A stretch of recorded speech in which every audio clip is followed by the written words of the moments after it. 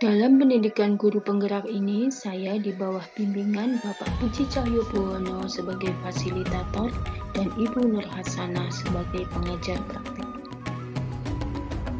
Adapun tujuan pembelajaran khusus yaitu JGP dapat melakukan suatu analisis atas penerapan proses pengambilan keputusan berdasarkan pengetahuannya yang telah dipelajarinya tentang berbagai paradigma, prinsip, pengambilan, dan pengujian keputusan di sekolah asal masing-masing dan di sekolah lingkungan lain.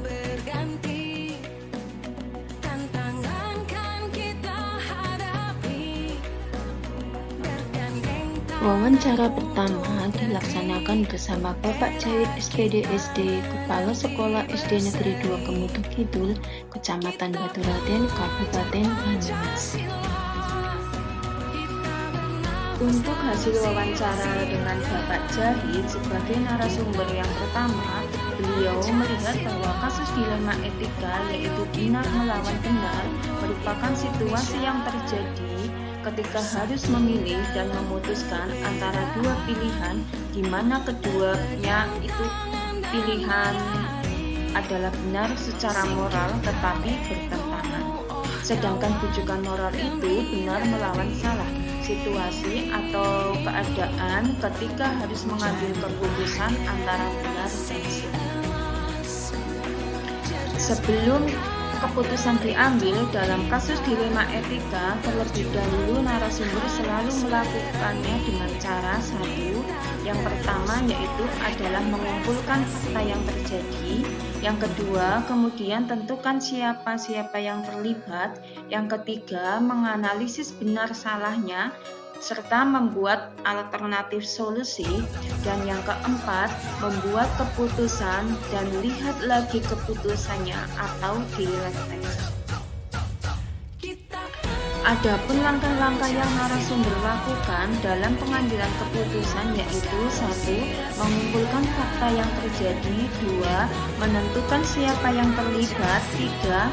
Menganalisis benar dan salahnya, 4. Membuat alternatif solusi, 5. Membuat keputusan, dan yang keenam, lihat lagi keputusannya atau direfleksi. Adapun hal-hal yang efektif dalam mengambil keputusan kasus dilema etika adalah dengan menelaah siapa saja yang terlibat, melihat urgenitas atau sifat unsurnya itu mendesak atau tidaknya kasus dilema etika tersebut, dan pengambilan alternatif solusi. Adapun tantangan yang dalam pengambilan keputusan kasus dilema etika adalah masalah tersebut mempunyai nilai yang sama-sama penting, tetapi harus ada yang didahulukan. Juga adanya orang-orang yang secara langsung itu terlibat, tetapi adanya peraturan-peraturan yang harus dipenuhi. Kalah pentingnya adalah nilai rasa yang harus diutamakan. Dalam pengambilan keputusan dilema etika, narasumber yang pertama tidak mempunyai jadwal tata kelola, tapi ada tata kelola dalam menganalisa, mempertimbangkan, dan memusyawarahkan kasus dilema etika yang ada, baik secara formal maupun non-formal.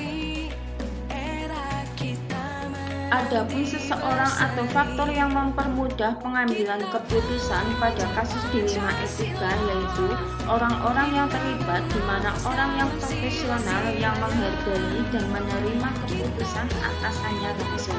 Dan yang terakhir adalah pembelajaran yang diambil dari pengambilan keputusan pada kasus dilema etika adalah sebelum mengambil keputusan harus banyak menganalisa kasus yang ada, banyak pertimbangan, serta setiap keputusan pasti tidak mungkin membuat puas semua pihak yang terlibat.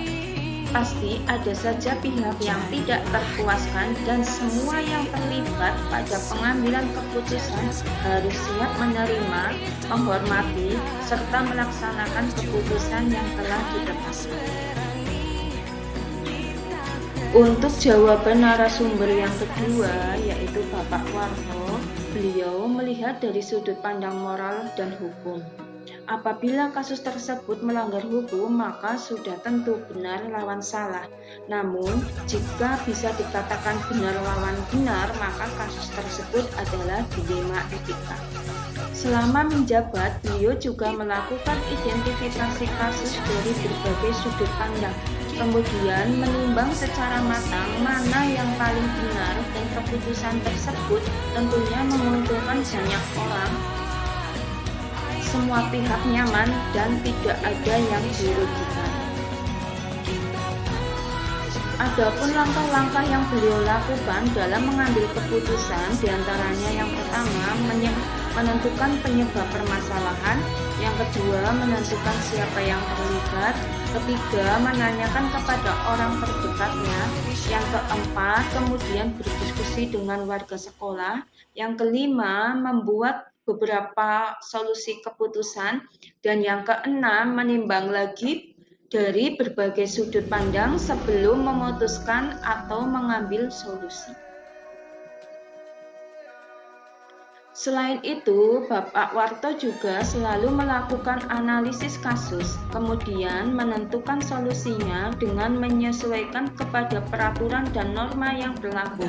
Dan yang paling penting adalah mengedepankan kepentingan umum atau solusi tersebut bermanfaat bagi orang dan baik secara jangka panjang.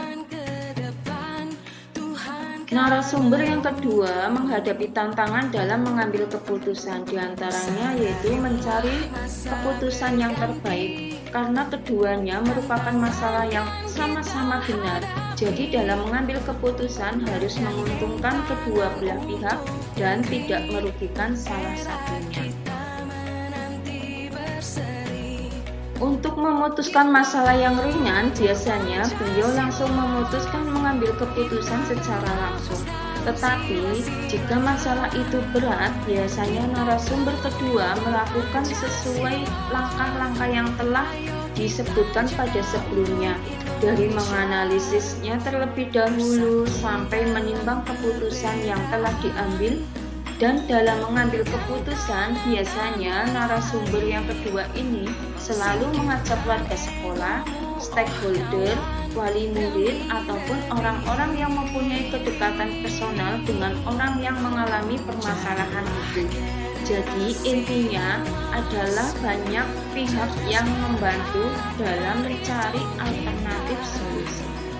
Pelajaran yang dapat diambil oleh Bapak Warto adalah beliau itu menjadi sosok yang lebih bijaksana dalam menganalisis sebuah permasalahan untuk dijadikan pertimbangan, menentukan solusi yang tepat dan terbaik. Berikut adalah hasil refleksi wawancara antara dua pemimpin, Kepala Sekolah SD Negeri 1 Karangtengah dengan Kepala Sekolah SD Negeri 2 Kemutuk Budi. Pertanyaan pertama yaitu hal-hal menarik apa yang muncul dari wawancara tersebut. Pertanyaan mengganjal apa yang masih ada dari hasil wawancara bila dibandingkan dengan hal yang Anda pelajari seperti 4 paradigma, 3 prinsip, dan 9 langkah pengujian. Apa yang Anda dapatkan? Dari hasil wawancara yang telah saya lakukan dengan narasumber yang pertama yaitu Bapak Celik SPDSD, Kepala Sekolah SD Negeri 2 Kemutuk Kidul, saya menemukan dilema yang dihadapi oleh narasumber yaitu menyangkut paradigma dilema etika individu melawan kelompok. Mengenai prinsip yang telah digunakan oleh narasumber dalam menyelesaikan masalah yaitu prinsip berbasis hasil akhir, di mana pada prinsip tersebut keputusan tidak hanya menguntungkan pada salah satu pihak namun seluruh elemen yang terlibat dalam keputusan tersebut. Hal lain yang saya temukan dalam proses wawancara dengan narasumber yang ke-1 yaitu beliau telah menjalankan beberapa langkah pengujian, adapun yang masih belum terlibat pada wawancara adalah pengujian benar lawan salah dan refleksi atas hasil keputusan yang telah diambil. Kemudian hasil kasus dari wawancara yang dengan narasumber Yang kedua yaitu Bapak Warto SPD, beliau merupakan Kepala Sekolah SD Negeri 1 Karangtengah. Saya menemukan dilema yang dihadapi oleh narasumber yaitu menyangkut paradigma dilema etika jangka pendek melawan jangka panjang atau short term vs long term. Dilema etika rasa keadilan dan rasa kasihan mengenai prinsip yang digunakan oleh narasumber dalam menyelesaikan masalah, yakni dengan menggunakan prinsip berbasis peraturan dan prinsip berbasis rasa peduli. Hal lain yang saya temukan dalam proses wawancara dengan beliau yaitu narasumber telah menjalankan beberapa langkah. Kemudian, adapun yang masih belum terlihat pada wawancara yaitu pengujian benar lawan benar dan merefleksikan kembali dari keputusan yang telah diambil. Pertanyaan kedua, bagaimana hasil wawancara antara dua pimpinan yang Anda wawancarai? Adakah sebuah persamaan atau perbedaan? Kira-kira ada yang menonjol dari salah satu pimpinan tersebut? Mengapa? Apa yang membedakan?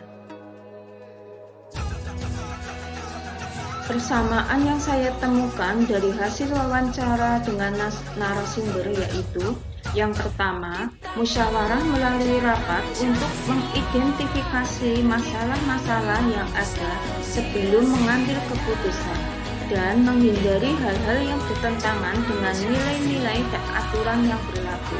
Yang kedua, mengedepankan prinsip-prinsip keadilan dalam pengambilan keputusan sehingga dampak yang dihasilkan dari keputusan akan bermanfaat bagi orang banyak. Ketiga, memanfaatkan trilema sebagai konsep pengambilan dalam pengujian keputusan. Pertanyaan ketiga, apa rencana ke depan para pimpinan dalam menjalani pengambilan keputusan yang mengandung unsur dilema etika? Bagaimana mereka bisa mengukur efektivitas pengambilan keputusan mereka? Rencana ke depan yang akan dilakukan oleh narasumber pertama yaitu Bapak Jahit SPD SD adalah akan membentuk komunitas praktisi di lingkungan sekolah untuk melakukan refleksi terhadap setiap kasus yang dihadapi. Sedangkan rencana ke depan kedua narasumber tersebut adalah melakukan analisis setiap permasalahan yang ada berdasarkan 4 paradigma, 3 prinsip, dan 9 langkah pengujian keputusan secara sistematis, khususnya mengenai pengujian benar lawan benar atau pengujian benar lawan salah. Yang ada di dalamnya terdapat beberapa unsur seperti uji legal, uji intuisi, uji regulasi, uji publikasi, dan uji panutan atau idola. Sehingga diharapkan dalam pengambilan keputusan ke depannya sesuai dengan nilai-nilai dan aturan yang ada dan berdampak positif bagi banyak orang. Kedua narasumber juga mengukur efektivitasnya dalam setiap pengambilan keputusan melalui refleksi dan keputusan yang telah diambilnya, sehingga pada setiap pengambilan keputusannya akan memberikan dampak dan solusi yang baik bagi seluruh yang terlibat. Pertanyaan keempat, bagaimana Anda sendiri akan menerapkan pengambilan keputusan dilema etika pada lingkungan Anda, pada murid-murid Anda, dan pada kolega guru-guru Anda yang lain? Kapan Anda akan menerapkannya? Untuk pengambilan keputusan dilema etika, baik di lingkungan dengan murid ataupun dengan rekan guru, yang pertama yang akan saya lakukan adalah melakukan analisis terhadap suatu masalah yang ada dengan mengacu berdasarkan 4 paradigma, 3 prinsip, dan 9 langkah pengujian keputusan yang sistematis. Selanjutnya, saya akan melakukan tahapan-tahapan bagaimana mengenali nilai-nilai yang bertentangan dengan nilai kebajikan. Kemudian, menentukan siapa yang terlibat, mengumpulkan fakta-fakta yang relevan, pengujian benar atau salah, pengujian paradigma benar lawan benar, dan melakukan prinsip resolusi investigasi opsi trilema, dan membuat keputusan pengujian benar lawan salah dan melakukan refleksi atas hasil keputusan. Saya akan menerapkannya jika dihadapkan dengan masalah dilema etika ataupun bujukan moral, dan jika teman saya atau rekan guru menemui kasus tersebut mengenai dilema etika atau bujukan moral, maka saya segera akan menawarkan bantuan kepadanya.